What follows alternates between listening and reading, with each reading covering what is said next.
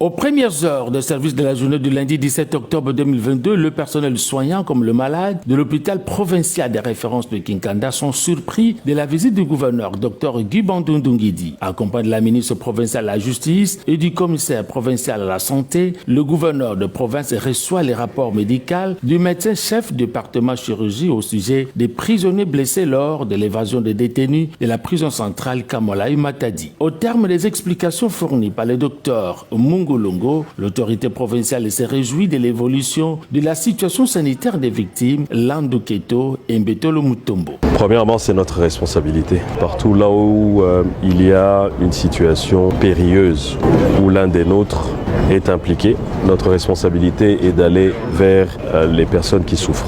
Et en l'occurrence, pour la circonstance, je crois que vous avez appris ce qui s'est passé récemment au niveau de la prison centrale, notamment l'évasion de plusieurs détenus. Au décours de cette évasion-là, il y a eu des blessés, bien évidemment. Et ces blessés ont été pris en charge de manière extraordinaire par notre équipe ici de l'hôpital général de Kinkanda. Donc c'était pour moi l'occasion non seulement de venir voir les blessés, de les réconforter, de leur dire que l'État est là. Et ça m'a permis de voir qu'il y avait effectivement des victimes du côté des forces de l'ordre et aussi des détenus. Donc c'était déjà par responsabilité, par solidarité bien évidemment, mais aussi pour encourager notre personnel soignant qui est très très brave, qui travaille dans des conditions très difficiles. En rapport avec la situation générale du fonctionnement de cette grande formation médicale, Dr Guy Bandung-Ndungidi, qui décrit les conditions au regard des documents présentés par Madame le médecin directeur, promet des solutions durables.